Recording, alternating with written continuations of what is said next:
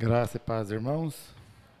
Muito bem, abram suas Bíblias em Daniel, capítulo 4.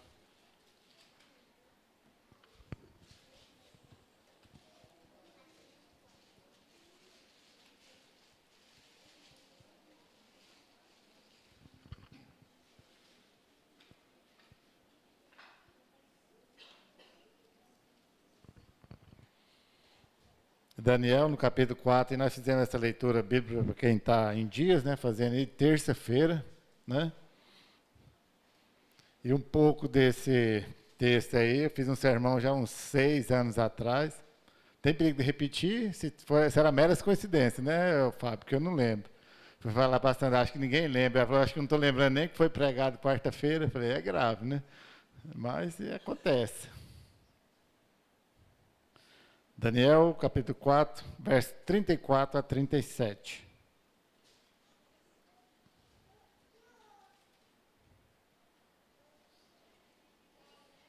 O Ana está tentando ver ali, ou na frente, Ana? Amém? Então, Daniel, no capítulo 4, verso 34 a 37, diz o seguinte: Mas ao fim daqueles dias, eu, Nabucodonosor, levantei os meus olhos ao céu e tornou-me a vir o entendimento. E eu bendisse o Altíssimo, e louvei e glorifiquei ao que vive para sempre, cujo domínio é um domínio sempre eterno, e cujo reino é de geração em geração. E todos os moradores da terra são reputados em nada. E segundo a sua vontade, ele opera com o exército do céu, e os moradores da terra, não há quem possa estorvar a sua mão e lhe diga, que fazes? No mesmo tempo, tornou a mim o meu entendimento, e para a dignidade do meu reino, tornou-me a vir a minha majestade e o meu resplendor, e buscaram-me os meus conselheiros e os meus senhores, e fui restabelecido ao meu reino, e a minha glória foi aumentada. Agora, pois, eu, Nabucodonosor, louvo, exalço e glorifico ao Rei do céu, porque todas as suas obras são verdade, e os seus caminhos, juízo, e pode humilhar aos que andam na soberba. Amém? Deus, eu te dou graças, ó Pai, eu glorifico o teu nome, tu és santo, tu és poderoso. Pai, em nome de Jesus, que o teu Espírito, ó Pai, venha nos mover em tua direção, ó Pai. Que possamos, ó Deus, aprender cada dia mais da tua palavra. E nesta noite, ó Pai, nos coloca aos teus pés para aprender do Senhor, Pai, em nome de Jesus. Amém. Muito bem, né? Como eu disse, é um texto que eu gosto muito. Daniel é um livro espetacular, né? Muito bom. Quem dera, né, se nós tivéssemos ali 0,01% da fidelidade, da dedicação que Daniel teve, né, de guardar, de ser zeloso para com Deus, não de firulas nem nada, mas de colocar a sua própria vida em risco e assumir, viver. Daniel é daquelas pessoas práticas, que além de muito conhecimento, mas é prático, viveu para Deus, não importando o que iria acontecer, mas confiou em Deus todos os dias.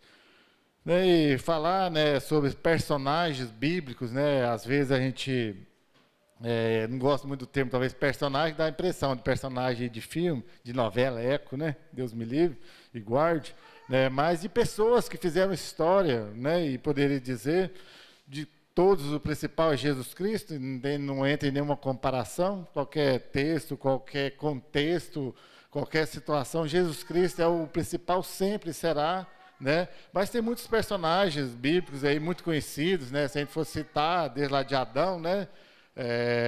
Não tem como não passar por Adão, primeiro homem, mas outros tantos conhecidos, Moisés, Davi, né? Noé, Abraão, o próprio Daniel, né?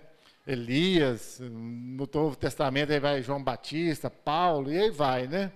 Mas de vez em quando aparecem aí alguns nomes aí que momentâneos, né? Um que eu gosto demais, né? O pastor João citou ele hoje de manhã na escola bíblica, né?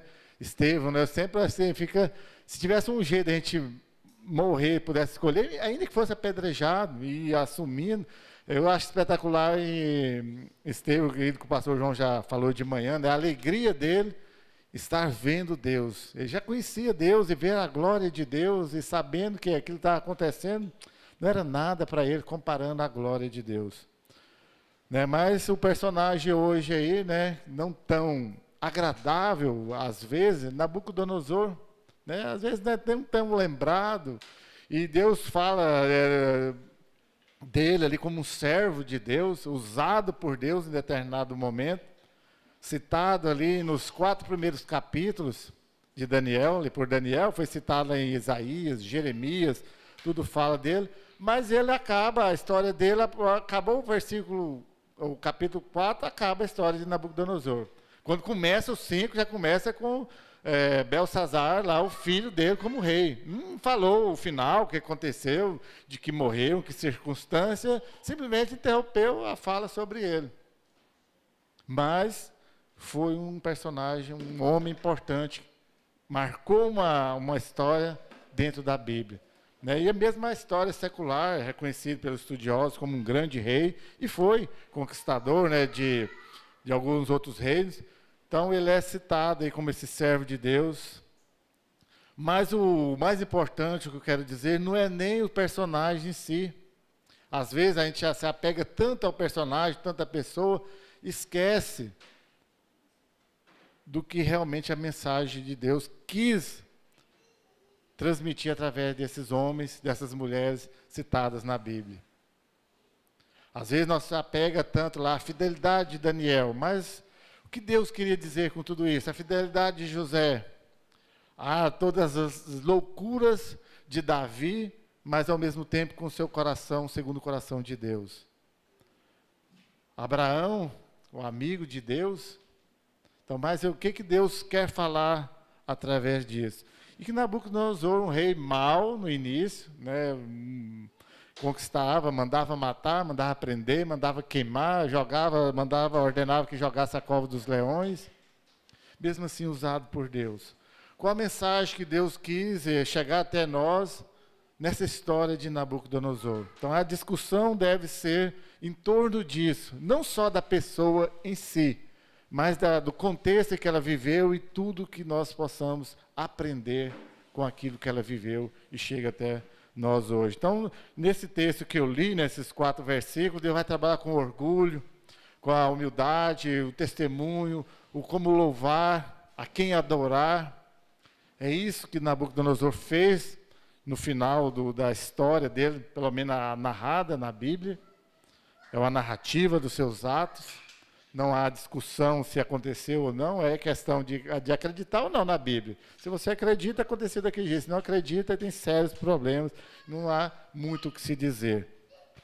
Mas então, em primeiro lugar, no verso 34, vamos discutir, vamos olhar para como se glorifica a reação, a fala de Nabucodonosor em glorificar a Deus. Ele fala que ele assume que ele glorifica a Deus.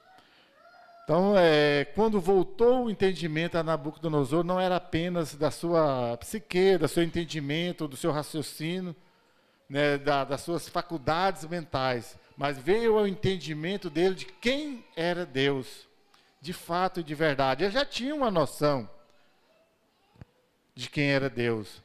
Todos os acontecimentos, ainda que o seu coração era obstinado, um coração duro, lembra lá de Faraó, as provas e mais provas de quem é Deus, e ele continua lá endurecido.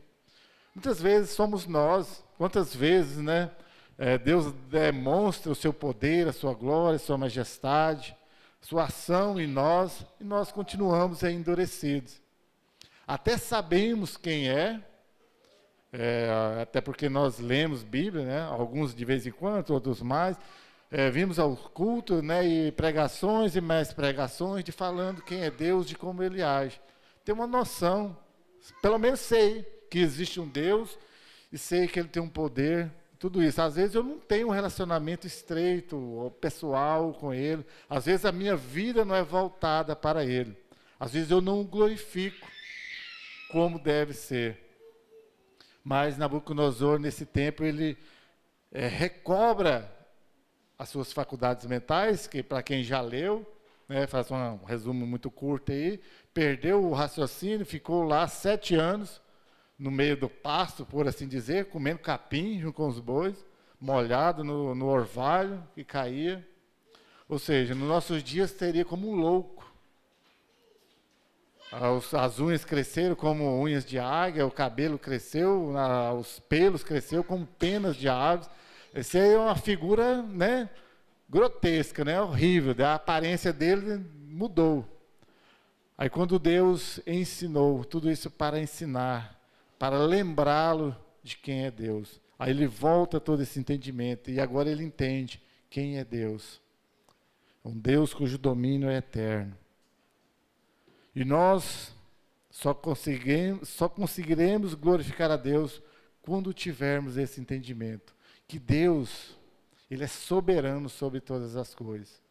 Que o reino dele é sempre eterno, ou seja, não tem início, não tem fim.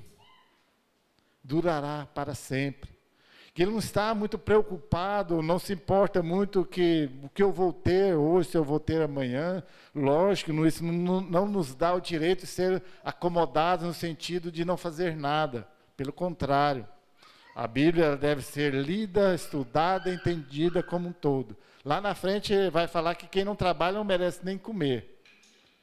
Não há contradição, há uma complementação de uma coisa com a outra. Então, ao mesmo tempo, eu posso afirmar que Deus não está preocupado se amanhã você terá um carro do ano, se você vai ter um celular, um iPhone 14, que foi lançado agora esses dias. Deus não está muito preocupado com isso. Se tiver, glória a Deus, glorifique a Deus por isso. Se não tiver, se tiver uma condição mais humilde, glorifique a Deus naquela situação que você está.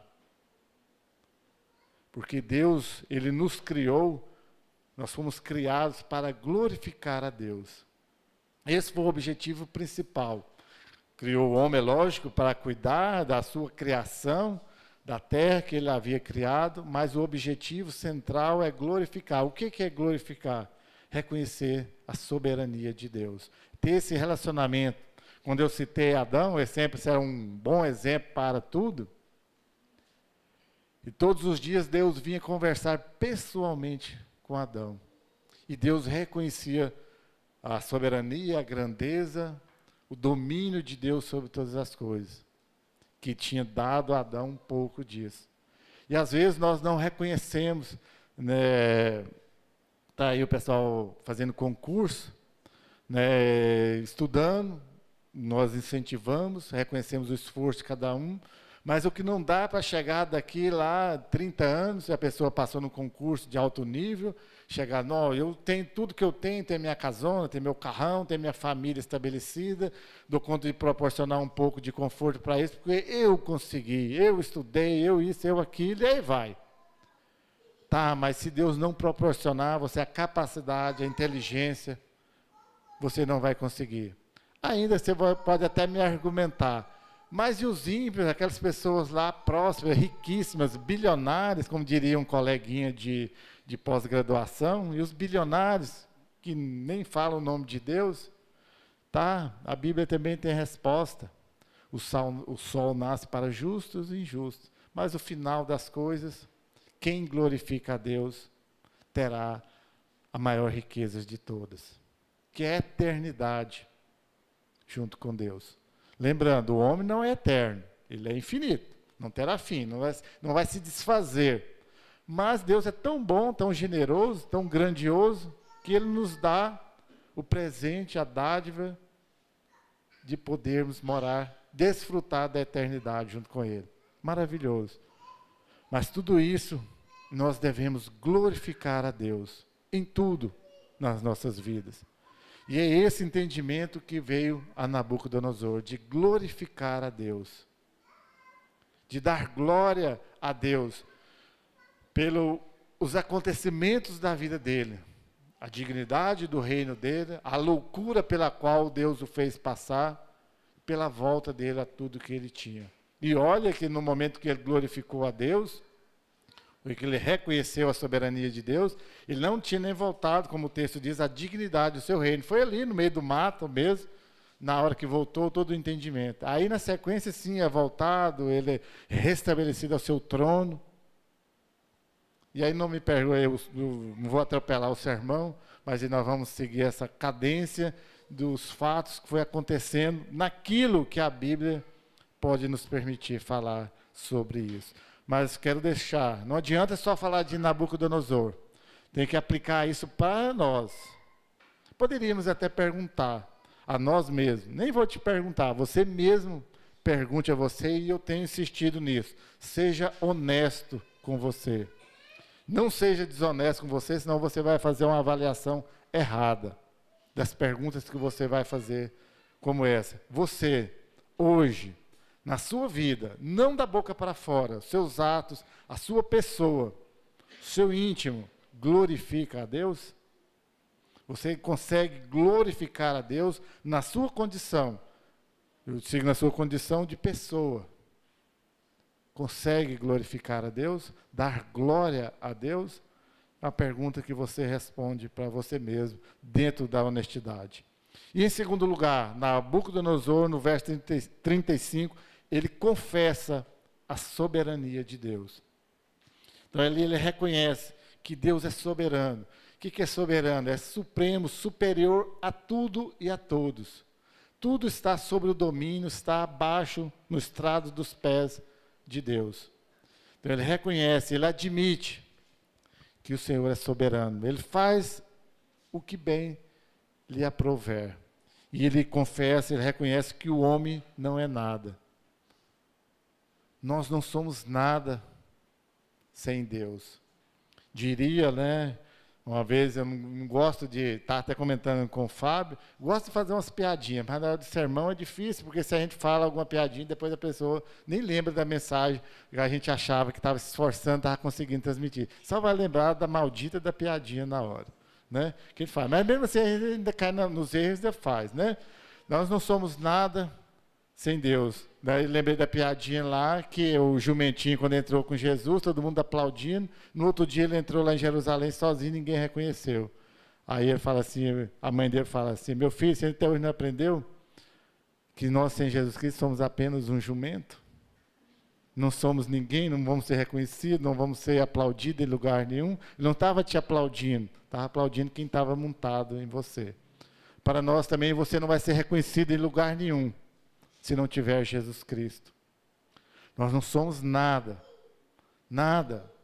A soberania e a glória pertencem a Deus. E é isso que Nabucodonosor reconheceu.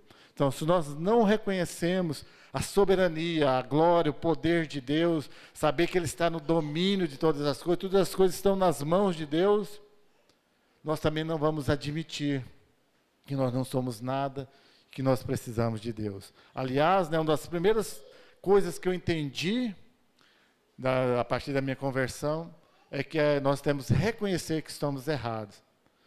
Já viu aquela pessoa que nunca admite que está errada? Se ela não admite que está errada, automaticamente ela não precisa de ajuda. Automaticamente ela não precisa de Deus. Eu devo reconhecer, o primeiro passo é reconhecer que está errado. O segundo, admitir que Deus é soberano. Ele que está no controle, é Ele que vai mudar a minha vida. Tem pessoa tão ignorante que não reconhece, né? Já falei uma vez, estava uma discussão lá, né? No lugar não muito apropriado, né? Boteco, e estava lá umas 30 pessoas sobre um assunto, todo mundo concordava com uma coisa, só um que não concordava. E foram insistindo, até que ele falou assim, as pessoas falam, é, sim, ele não é, até que ele falou assim, é, mas não é.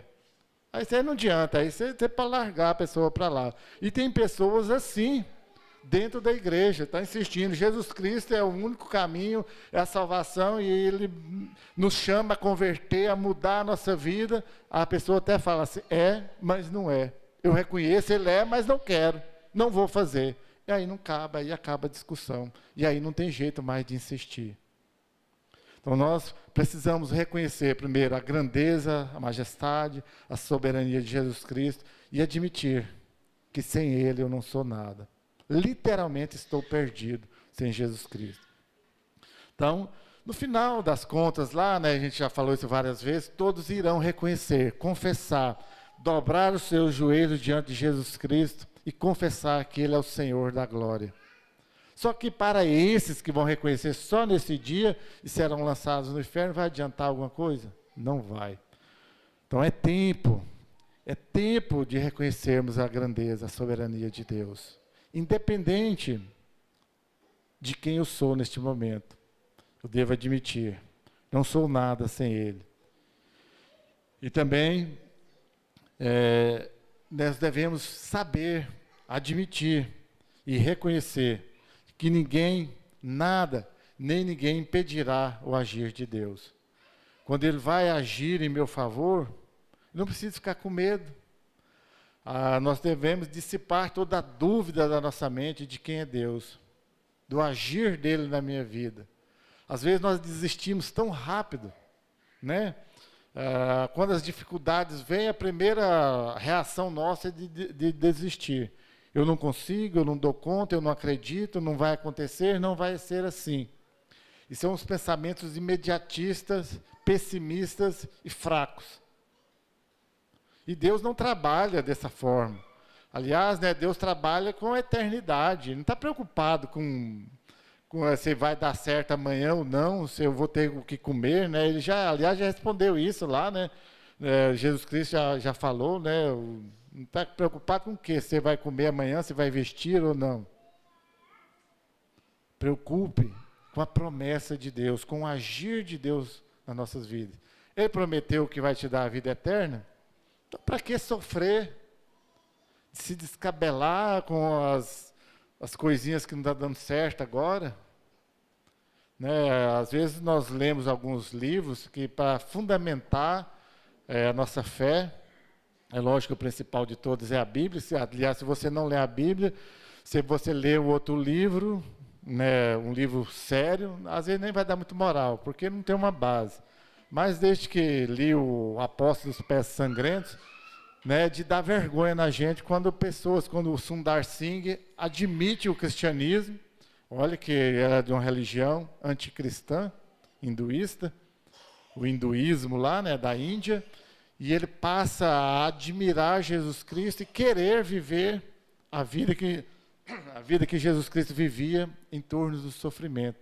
Não que ele era um masoquista, prazer no sofrimento, mas ele sentia prazer em servir a Jesus Cristo, em viver segundo a vontade de Deus. Então, quando Nabucodonosor confessa a soberania de Deus, ele reconhece que ele não era nada, apesar de ser um grande rei nos dias, tinha um domínio sobre uma grande quantidade de terra, de grande quantidade de pessoas, ainda reconhece que não era ninguém. E às vezes nós não somos, né, politicamente falando, não temos nenhum cargo, nenhum emprego, nenhuma posição social de destaque, longe disso, e ainda somos orgulhosos, achando que somos alguém. E alguém sem Jesus Cristo, o que é pior. Então nós só somos alguém em Jesus Cristo. Não, e aí quem está em Jesus Cristo, tira logo toda a necessidade de querer aparecer, de ser mais do que a outra pessoa. E em terceiro lugar, Nabucodonosor, ele testemunha a sua restauração, e no verso 36. O verso 36, Nabucodonosor reconhece que ele é restaurado, ele testemunha isso. Foi levado novamente à sua majestade, ao seu trono, e restabeleceu, e ainda foi aumentado, quando ele se glória, mas a glória humana, aquilo tudo que ele tinha domínio como rei terreno. Então, testemunhar é relatar um acontecimento. Acho que todos nós, se tivéssemos a oportunidade, daríamos conta de testemunhar um ocorrido na vida, um agir de Deus nas nossas vidas, né? Algo que Deus transformou, algo que Deus livrou, um milagre de Deus na vida. E quem não tem, né, alguns, né, só citando o pastor Antônio Júnior, às vezes quando ele vê, né, se ele vê aí no YouTube depois, ele vai, né, ele disse que tinha vontade de testemunhar algo grande na vida dele e nunca tinha, né? Já foi contada aqui essa ocorrida aqui, né? A mulher dele quase morreu. Teve que pedir perdão a Deus, porque a maior testemunha que ele já tinha era de ser convertido, né? Não precisava de passar por isso. A minha também já contei várias vezes, né? Que não era nem para ter nascido, Mas Deus escolhe, Deus chama, Deus restaura, e nós devemos testemunhar. Mas o testemunhar passa muito, às vezes, além disso. Testemunhar também é dar um bom exemplo, é ter uma vida santa, dedicada. E lembre-se, a vida santa não é ausência de pecado, mas não me dá liberdade para viver todos os dias, constantemente em pecado também. Santo é porque Deus habita em mim. E Ele é santo, por isso eu sou santo. Não porque eu sou lá grande coisa, que eu presto. É porque o Espírito Santo habita em mim. E o habitar do Espírito Santo em mim deve causar algumas mudanças. E restaurar é trazer de volta ao estado primitivo.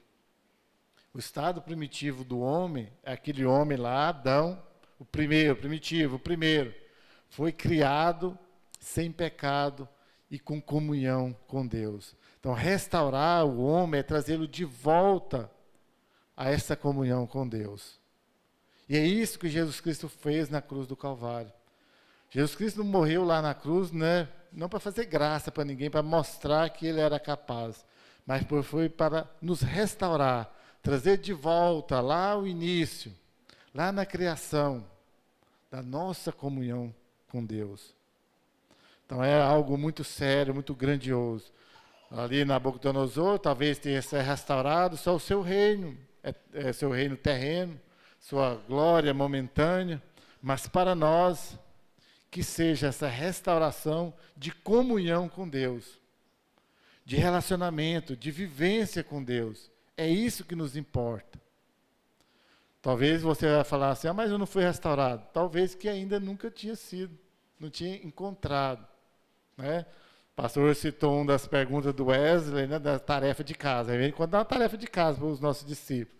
No outro encontro, no outro sábado anterior, tinha falado para ele, sábado que vem eu quero 3 perguntas suas. Você lê e se vira, né? E aí a primeira que era graça, mas a segunda pergunta também muito importante, ele falou assim, pastor, então quem irá para o céu vai ser salvo só os que receberam a Jesus Cristo? Foi justamente. Só quem recebeu, quem é que recebeu Jesus Cristo? Aqueles que foram restaurados por Jesus Cristo, ali na cruz do Calvário. Espero que sejam todos nós que estamos aqui, né? E os outros que estão assistindo, que estão em casa, né? Mas que sejamos nós, que tenhamos sido restaurados por Jesus Cristo. Então, Nabucodonosor testemunhou o que Deus havia feito na vida dele. Pelo menos na vida terrena. E nós também devemos testemunhar todas as bênçãos que nós recebemos. Nós não vivemos aí correndo só atrás das bênçãos, né? Que se nós vivermos só atrás de bênção de Deus, se torna muito pobre, muito pouco, ainda que as bênçãos dele que enriquece, como eu gosto de falar, porque está na Bíblia, mas se torna pobre por quê? Porque a hora que a bênção faltar, que ela não vier, eu vou desistir de Deus, porque aquilo era só para me satisfazer momentaneamente, e não é assim. Nós devemos buscar esse testemunho de vida, mas de vida em comunhão com Deus. Nós também devemos testemunhar o agir de Deus em nós. Cada transformação que Deus faz em nós. Mais uma vez, né? Se pudéssemos ficar aqui falando o que Deus já mudou na sua vida, na minha foi muitas. Né? Ao longo desses anos que Deus me converteu a Ele, me trouxe até Ele, me restaurou, a comunhão tem muita coisa que Ele mudou. Tem muita coisa para ser mudada? Tem. Tem muita coisa. E às vezes eu sou falho em não testemunhar aquilo que Ele já mudou em mim. Ou o meu orgulho, a minha indiferença com as mudanças que Deus já fez em mim ainda é maior, que eu não consigo testemunhar. Às vezes as pessoas do mundo, né, reconhecem muito mais o que elas conseguem angariar, testemunha, dá muito mais ênfase ao que elas conseguiram conquistar ao longo da vida do que nós, que somos salvos. Às vezes nós não damos conta de falar para as pessoas, e eu me incluo em tudo isso, não damos conta de falar para as pessoas o quanto é maravilhoso ser salvo por Jesus Cristo. Às vezes nem de palavras, quanto mais em atitude, em vida transformada realmente. Falar, né, é mais fácil um pouco. Agora, testemunhar com a vida, com o seu ser, é um pouco difícil, mas nós devemos, se formos restaurados.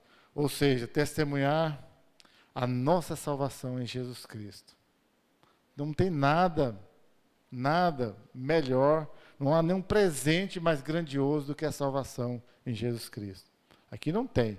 Olha que nós ganhamos bons presentes, né? Você sorri, seu sorriso você não consegue disfarçar quando você ganha algo que você realmente gosta, né? A pessoa fica alegre, satisfeita, né? Às vezes até sonha com aquilo. Ou às vezes não dá conta de disfarçar quando ganha um presentinho assim, mas mais ou menos, né? Amigo secreto é uma maravilha, né? A pessoa ganha um presente bom, ela fica alegre. Ganha um presente não tão bom, ela fica assim, disfarça e tal, né? Às vezes não tem muita habilidade para disfarçar. Mas o que eu quero deixar clara a mensagem é da salvação. Tem pessoas que afirmam mesmo assim, categoricamente, que é salva. Mas a gente olha para ela, não vê isso, ela não demonstra isso. A vida dela não corresponde com isso. Aí a gente chega a pensar, será realmente que ela é salva? Não sei, não sou eu o dono da salvação, não sou eu quem pode afirmar. Às vezes a gente tem dúvida porque a pessoa não demonstra isso. Mas em quarto lugar, no verso 37, aí Nabucodonosor, ele adora a Deus. Quero até ler novamente, até postei, né? Se a Aline tivesse aí, ela falei, quando ela cobra que eu não posto nada lá no grupo de leitura, né? Da leitura bíblica. O 37, agora, pois, eu, Nabucodonosor, louvo, exalço e glorifico ao Rei do céu, porque todas as suas obras são verdade, e os seus caminhos juízo, e pode humilhar aos que andam na soberba. Ou seja, ele adora. O verso 37 aí, talvez é o mais usado, né?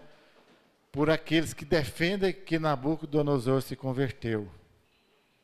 Até perguntei, né? Quando faz umas pesquisas dessa, né? Perguntei ao Fábio, sua posição, Fábio? Já leu o capítulo 4, aí o final, li o texto que ele mandou aqui agora, né? O Sarahim mandou o resumo para ele colocar aí, né? Acabei de ler agora. Falei, e aí? Eu acredito que ele converteu, que ele foi salvo. Cada um tem uma posição. Fiz umas pesquisas aí com vários teólogos. Uns afirmam que sim, outros que não. Tem hora que eu penso que sim, tem hora que eu penso que não. Ainda fica meio assim. Mas sou mais propenso a acreditar que Nabucodonosor se converteu. Pastor, mas um rei mau como ele, tanta maldade que ele fez, não poder ser salvo. Aí eu ia atropelar o poderio, a soberania de Deus. Deus salva, Deus não salva quem Ele quer. Deus restaura, Deus não restaura quem Ele quer. Eu, particularmente, sou propenso a acreditar que sim. Não posso afirmar categoricamente, porque a Bíblia não diz. Como eu disse lá no início, a Bíblia não dá uma palavra final sobre a vida dele. Encerra aí no verso 37, encerrou a narrativa sobre Nabucodonosor. Não vai ser citado mais. Então não dá para a gente afirmar segundo a Bíblia. Dá para a gente falar segundo o nosso entendimento sobre aquilo que eu penso. Então eu não posso dizer para você, Nabucodonosor foi salvo e se converteu.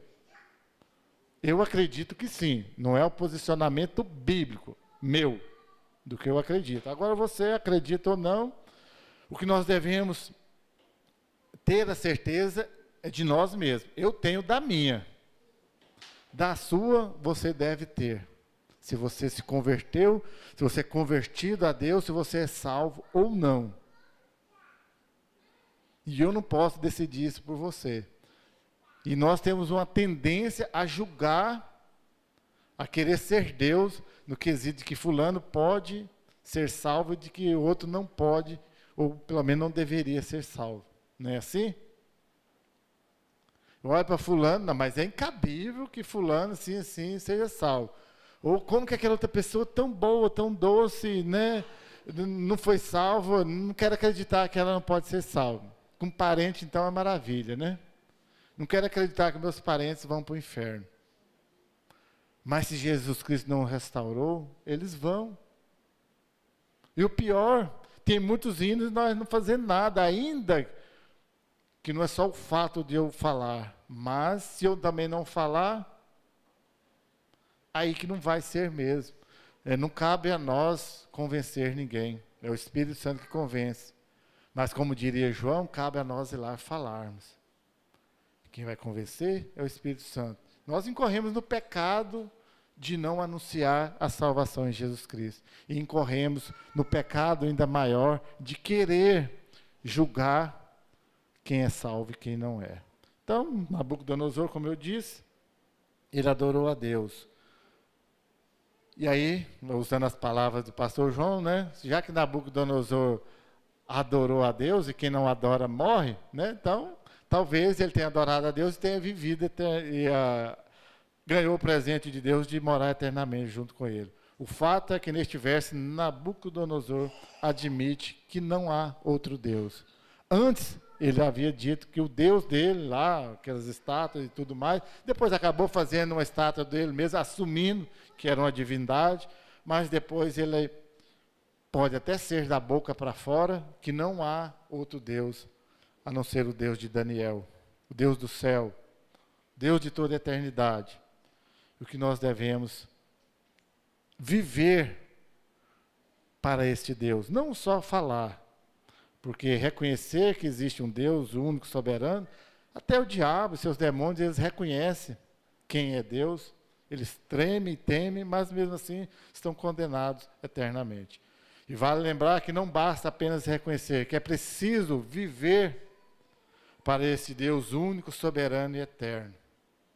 Viver, ter uma vida em comunhão com Ele. É lógico, né? Tudo passa por reconhecer. Reconheça esse Deus soberano. A partir do momento que você reconhecer, passe a viver para este Deus. E você vai descobrir, e eu, que essa vidinha, né, de segunda mão, alguns sermões atrás aí, que eu preguei, não é bem assim. Que a maioria das vezes nós não vivemos para este Deus. Nós vivemos para nós mesmos, para satisfazer as nossas vontades. Como Nabucodonosor vivia, para satisfazer o ego, o orgulho dele. E nós vivemos assim também. Nós queremos que as pessoas girem à nossa volta, chamada síndrome do sol, né? Que girem à nossa volta, que façam a nossa vontade, o nosso orgulho, a nossa arrogância, a nossa soberba. E nós não vivemos para esse nosso Deus. E para encerrarmos, não é porque Nabucodonosor disse tudo isso de Deus, que Deus é Deus. Ele é Deus de eternidade e eternidade. Muito antes que ele viesse, Nabucodonosor viesse a existir, que nós viéssemos a existir, Deus já é Deus. Não tem início, não tem fim, por isso ele é sempre eterno. Cantamos aí, o seu reino é sempre eterno, não teve início, não terá fim. E toda a discussão de quem não é salvo, se Nabucodonosor foi salvo, se não foi salvo, fica tudo nas discussões periféricas de segunda e de terceira, de quinta, de milésima posição. Realmente o que importa é que Deus é eterno, Deus é poderoso, e Ele nos restaura e Ele nos salva. E nos quebra nosso orgulho, nossa arrogância, perdoa os nossos pecados, e quer principalmente que nós vivamos a nossa vida para Ele. Isso é o que importa. O resto é resto. Que você possa aprender. Esse texto, como eu disse, não é o importante, é a personagem em si de Nabucodonosor. Mas o que importa é a narrativa, a discussão, o que acontece. E que nós possamos aprender com isso para viver para Deus. Amém? Deus, Pai, eu te dou graças, ó Pai, eu honro, glorifico o Senhor, ó Pai. Que o seu reino é um reino eterno, ó Pai. E que nós possamos, ó Deus, desfrutar da eternidade junto com o Senhor. Pai, tenha misericórdia de nós, ó Pai, que a tua graça nos alcance, ó Pai. E que possamos viver aqui para o Senhor. Nossa vida possa ser dedicada ao único, eterno e soberano Deus, que é o Senhor. Pai, em nome de Jesus. Amém. Tudo bem, por oração silenciosa estamos cerrados. Que Deus nos abençoe.